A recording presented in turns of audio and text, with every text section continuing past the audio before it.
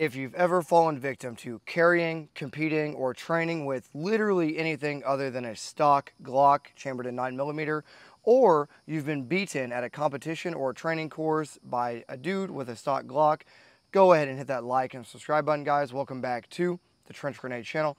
I am your host, The Average. Beware of the man that carries a stock Glock and Glock Master Race video enjoyer that your mom says we have at home. Thanks for watching. Guys, the purpose of today's video is we are going to be discussing why I'm getting away from the Berettas and the Staccatos and heading back to the stock Glock, okay? So, throughout this video, I'm going to reference the Staccato, the Beretta M9A4, things of that nature, such as this gun right here. Just understand, as the camera tries to focus, that I have been there, I have done that. I've shot the M17s, the M18s. I've won a number of competitions, high-level competitions with the M17 specifically. I've carried the Staccato, okay? Obligatory flagging with the Staccato as I get it to focus. You got it, guy. You got it. Okay? So I've carried them. I've been there. I've done that. And all roads always lead back, for me, to a stock Glock. And today I'm going to discuss why. Before I get into it, I have to shill for myself a little bit. Hit the like button. That helps out more than you know. I'll show you some free gun pornography, if you will, while we go through this. Hit the like button. Helps out more than you guys truly understand. Comment down below if you've ever been on the journey from Staccato, Beretta, M&P, whatever it was, and you always ended up back at a stock Glock 19. What you're looking at right now is a Saber. Leave those comments down below. Of course, leave your llama, combat llama emoji down in the comments below, and let me know what gun are you carrying, competing with, training with, all of the things, attending courses with, and in matches. Is it a stock Glock? Is it something else? And let me know if this video is applicable to you. Last but not least, Patreon. Thank you to my Patreon members. You guys make this all worth it. You guys make it all worthwhile, and it's what keeps this channel alive. So if you want to support the channel, head on over to the Patreon. It's $5 a month. Gets you access to a closed Discord server where you can find buddies to train with, game with, stay up late, talk about all your favorite stock Glocks. Okay, so first and foremost, I want to talk about why I'm going from all the Guccier guns back to Glock. First and foremost, it is interchangeable equipment. This gun is on duty, okay, but it's interchangeable and simple equipment. Glocks are one of the most common, obvious guns in the United States, so you're going to find a lot of equipment. So for any sort of WRL, SHTF, or commonality of gear, dudes are going to have Glock 19 and Glock 17 or Glock 47 equipment all over the place, okay? So first and foremost, equipment, and I'm going to show you about 400 freaking magazines, and I wish I was kidding, but yeah. Ease and availability, right? Just being able to have a ton of magazines and at a relatively low price point, and to, I guess, skip ahead to the magazine point. These magazines, okay, come on camera, the Glock OEM magazines are the gold standard. We all know this, okay? They are literally the gold standard of magazine in the gun world at this point, the Glock OEM magazine. And of course, there's going to be a bunch of guys in the comments like, well, the Staccato Glock mags, the HD magazines suck. Yeah, they do. Don't get the metal mags. The regular, polymer magazines, the OEM magazines, are why I ultimately end up, one of the major reasons why I ultimately end up going back to my carry gun. Okay, this gun is hot. My carry gun, which is a Glock 19 Gen 5 with Trijicon night sights and Talon. I'm trying to get the camera to focus for you guys. Talon grip tape, and that is all I change on my guns. And I ultimately end up going back to it every time because the simplicity, the reliability of the magazines, the ease of use, the holster interchangeability, yeah, they're reliable. I mean, there's a ton of things to say as I'm just skipping all over the place, I guess, because I'm going to be honest, I'm filming this after work and I'm exhausted. But let's hone in on the magazines. The magazines, okay? They are the gold standard. There for a while, the kind of meme, I guess, was, does it take Glock mags, right? You guys have all heard that kind of meme, in the gun industry for PCCs and stuff like that. Does it take Glock magazines? Well, the mags are cheap, and they're everywhere, and that's a major reason other than just the availability and ease of use of all the different holster options available. This is a Safariland for this Glock 19X that's in here. But the availability and ease of use with the holsters that are out there nowadays is incredible. I set all my guns up the exact same way with Trijicon night sights and Talon grip tape. Okay, they're all set up the exact same way, that for ease of use from gun to gun to gun. Now, you can run them, obviously, with red dots. However, I don't necessarily recommend it.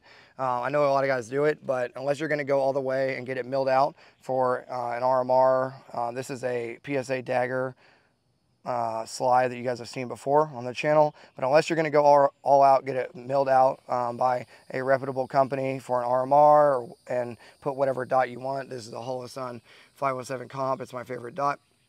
Unless you're going to go all out and do that, then I recommend just get a good set of iron sights, learn that, and you'll be, train with it and you'll be good. But for me, I go back and forth, I guess, between the 507 comp, Holosun 507 comp, and the freaking Trijicon night sights, so whatever. So let's move on to that.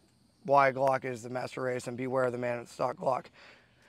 Parts interchangeability, right? You guys know the deal on that. You can put slides on anything. You can, literally get whatever slide you want as long as it's Gen 3 compatible and drop it on any Glock, whatever. Let's talk about another reason, okay? Certain carry options, right? Such as this Glock 43X carry option with a Galco Classic Light.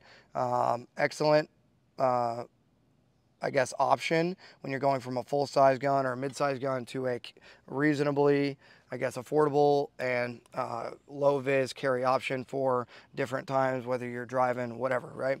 So that's another reason it's interchangeable with a lot of my carry options, with this here being a Glock 43X, okay? All right, so we talked about magazines. The most reliable magazine, probably other than a freaking Stay-Nag, magazine. Okay, here's some Holosun porn for you guys. But yeah, other than a Stay-Nag M4 magazine or PMag Gen 3, they're probably the most reliable magazines in the world. Okay, this is what I want to show you. To show you why I'm ultimately switching back to Glock, okay? Tons of Safariland holsters. Obviously for the Glock platform that I own a ton of guns from the channel that I have purchased for you guys to burn down, and they're all Glocks. Basically, there's a Ruger RXM. Guess what? It's a Glock, okay? So being able to transition around with the guns that I own, right, outside of the Gucci options, it just makes it a lot easier. This is one of the main reasons, though. To tie all this up, right? As I put all these guns, here's a gun I haven't shown you yet. This is a Glock 43 in an NSR tactical holster. This thing is mega base for low vis carry, I guess, for summer months or whatever. But super low vis option, and it's the same, okay? But last but not least, and this is just one of the major reasons, right? Because throughout the channel, I find myself having to purchase 20 magazines for the Beretta, whatever, right? Having all of this. This is a literal bag, okay? Massive bag full of magazines. And no, I'm not kidding. All right, I'll show you that I'm not lying here. It's going to be kind of hard to dictate this for you guys, but there you go, okay? Just an entire bag full of magazines. That may not seem like a super huge deal to some of you guys, but being able to show up to the range with literally 40 to 50 magazines already loaded and go through training is a lot better than having to shuck magazines on the flat range all day long. So that's a big deal for me, to be able to just, hey, show up with freaking a whole ton of magazines, whatever, you got your Sendos, whatever you got, whatever you're gonna do, and being able to show up and just train, not have to worry about setting up magazines or shucking, topping off magazines before each iteration. You just have the magazines ready, right? So that's another major reason, is I literally have a ton of magazines from all these burn downs. So it just makes life so much easier. Going on a road trip in the Bronco, easy. Throw in 10 extra mags throughout the vehicle. You're never going to need them, but what if, right? Start playing the what if game. And yeah, then my gun is always the same as Nighthawk's, right? It's another reason I'm going back to Glock, is my gun is always going to be the same as Nighthawk's, right? Just Glock 19, stock Talon grip, Trijicon night sights. I mean, what else is there to say? Last thing I'll say, and I'll get you guys out of here. Reliability, I think it's the most reliable handgun I've ever used, probably up there with the Beretta M984. I probably had less issues with the Glocks, but they are probably the most reliable. One of the weapon system, trying to think. Yeah, I mean, I think they probably literally are the most reliable weapon system I've ever trained on, and I've trained on a lot, is the Glock 19 or Glock 17 or Glock 47. Last, they pop really bad primers, okay? What you're seeing out of focus right now is AAC. I bought a ton of this stuff back before I knew they had bad primers, allegedly, and the Glocks pop all primers, okay? Even bad primers that are like really hard primers, the Glock has no issue popping those primers, okay? And last but not least, you can shoot them for 5,000 to 7,000 rounds with no spring issues. Now, at around the 7,000 round mark, you are going to have to change out some internal components and some minor spring replacement. But other than, oh my gosh, other than that, 5,000 to 7,000 rounds with no changing parts at all, that's where you're going to make your money, okay? So, all this to say, beware of the man with a stock Glock, okay? They're probably going to outshoot you because they're probably doing things like dry fire, live fire, and physical training, okay?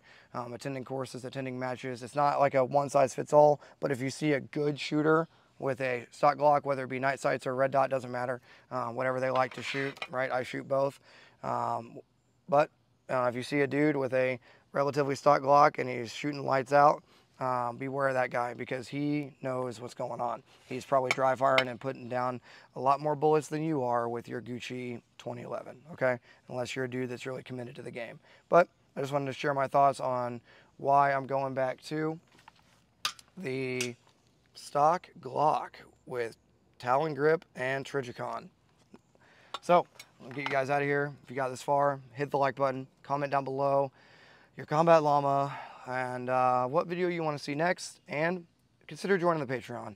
It'd be really cool to have some of you guys head over and support the channel monetarily and pay for ammo for burn downs or pay for ammo for training videos.